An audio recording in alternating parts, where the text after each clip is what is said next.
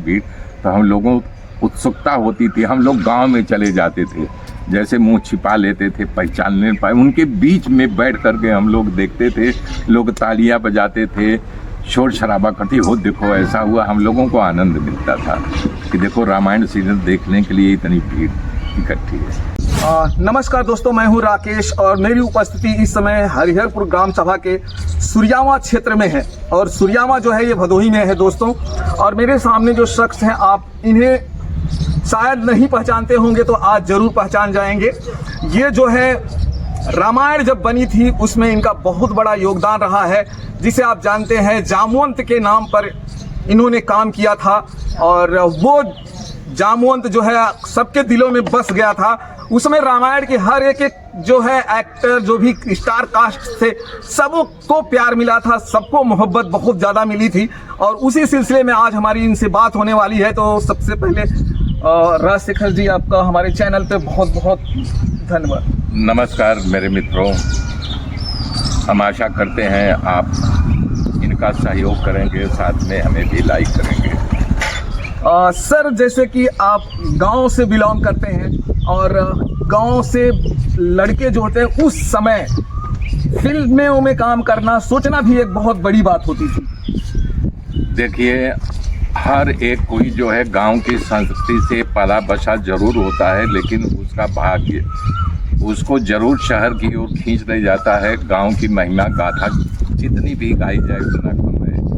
गांव का कल्चर ही, जो गांव का रियल प्यार है, मोहब्बत है, कल्चर है, रहन सहन है, वही आदमी को आगे बढ़ा देता है। तो मैं यहाँ से ज़रूर बम्बई अपना दिशा और दशा ले गया था और कामयाबी भी मैंने हासिल किया था।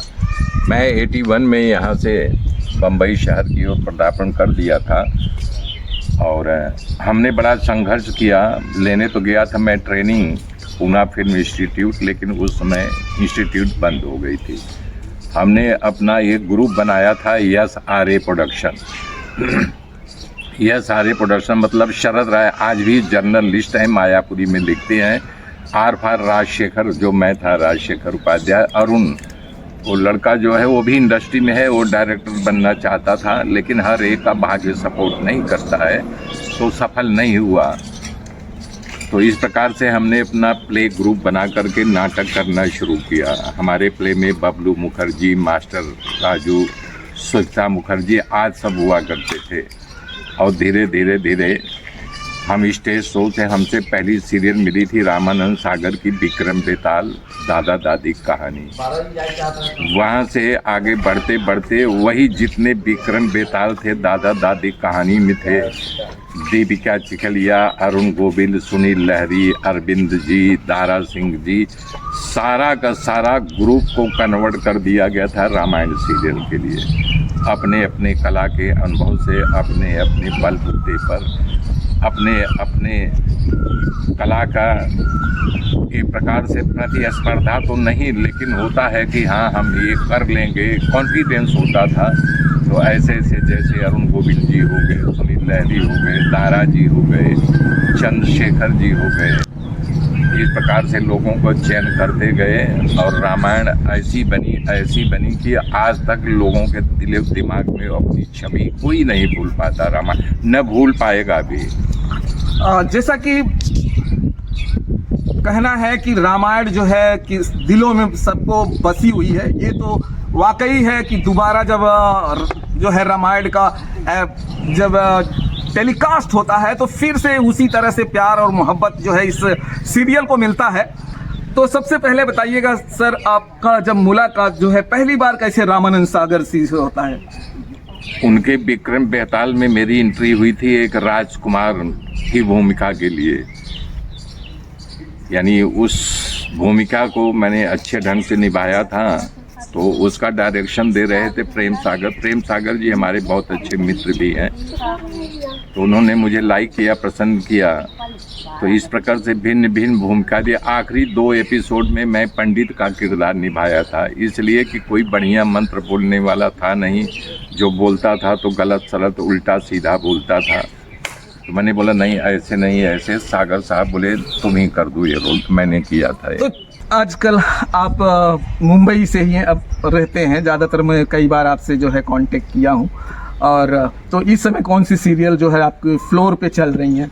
बहुत सारी सीरियल, अभी 2 सीरियल मिली हुई है, एक उधारी कब तक और एक क्राइम अलर्ट दंगल पे आएगा।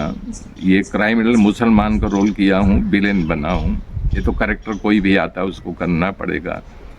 और एक कॉमेडियन रोल है, यानी कि जैसे दुकानदार होते हैं तो वो ग्राहक फंसाने के लिए भी या अपना व्यवसाय चलने के लिए लोगों को उधारी देते रहते हैं कि आज नहीं कल पैसा देगा।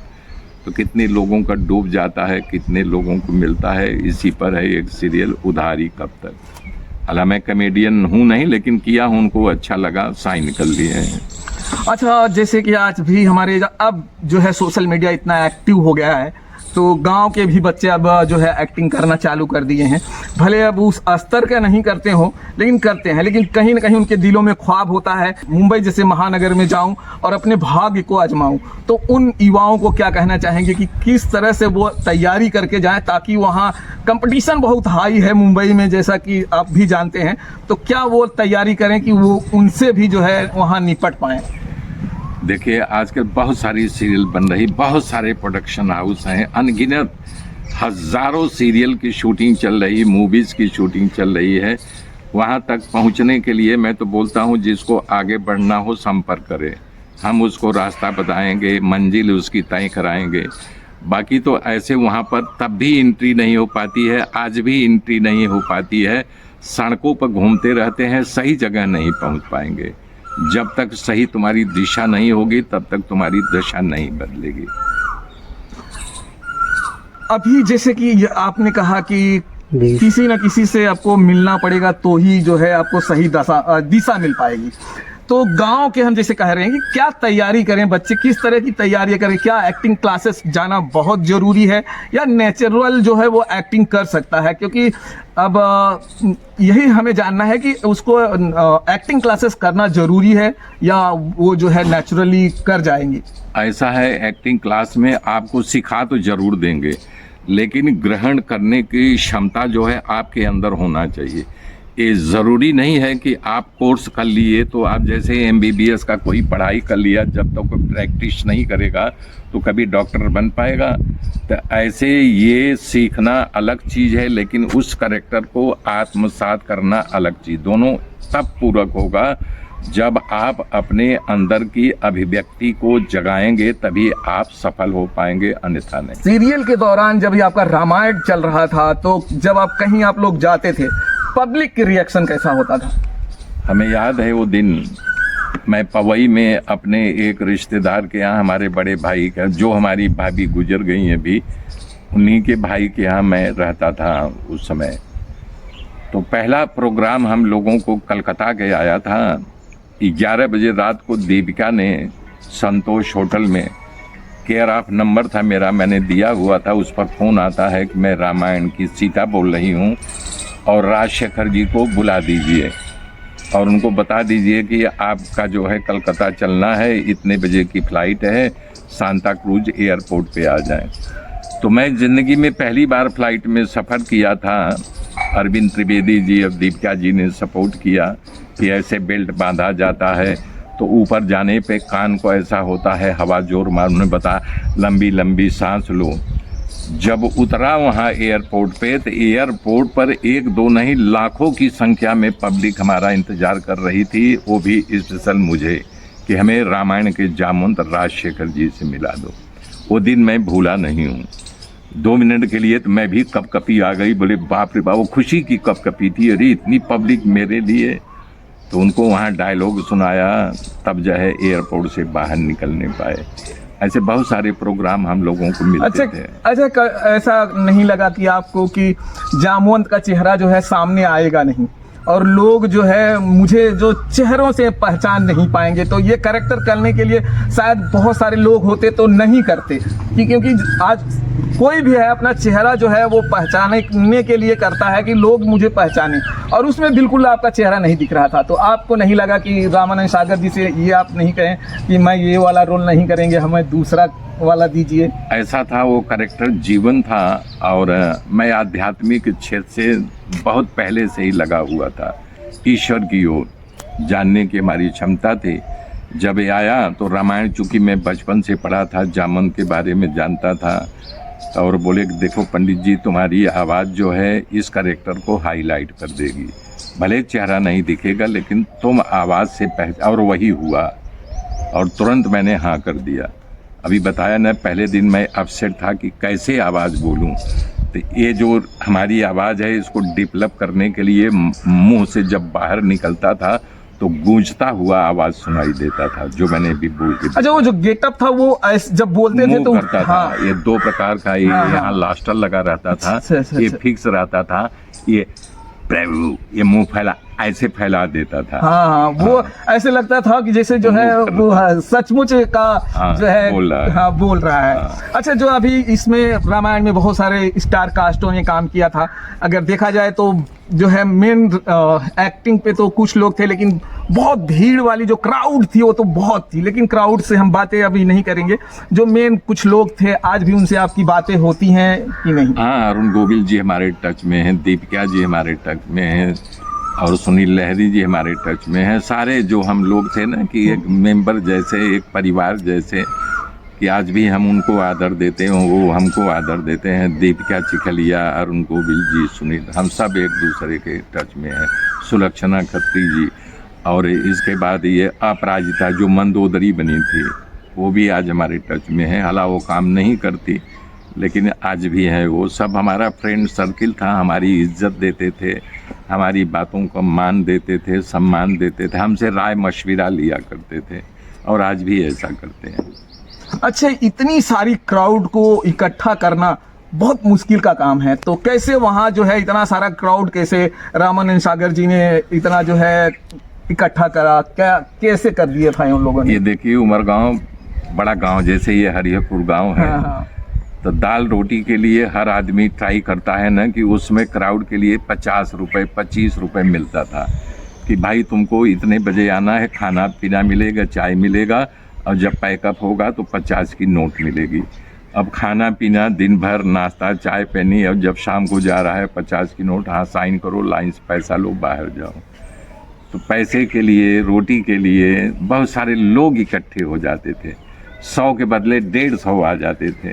तो उसमें होता था नहीं 150 हमको नहीं, हमको 100 दो, 50 जब बोलूँगा कल लाना, या जो आज आए उनको मत लाना, कल दूसरे को ले आना, ताकि सबको रोटी मिले, पैसा मिले। इस ढंग से क्राउड आता था। तो जैसा कि आपने दोस्तों सुना है राजशेखर उपाध्याय जी से, इन्होंने जो है रामायण में ऐसा रोल कर दिया है जिसे शायद ही कोई भूल पाए। आज भी जो है रामायण उसी तरह से देखा जाता है जैसे जो है 85 के दशक में देखा जाता था। आपने देखा होगा कि री जो है इसका टेलीकास्ट हुआ, इतनी भीड़ थी देखने वाले कि आप जो है जानते ही होंगे, आपने खुद देखा होगा, अच्छी तरह से जानते हैं कि जो है इसका रिपीट टेलीकास्ट कितना जो है सक्सेस हुआ।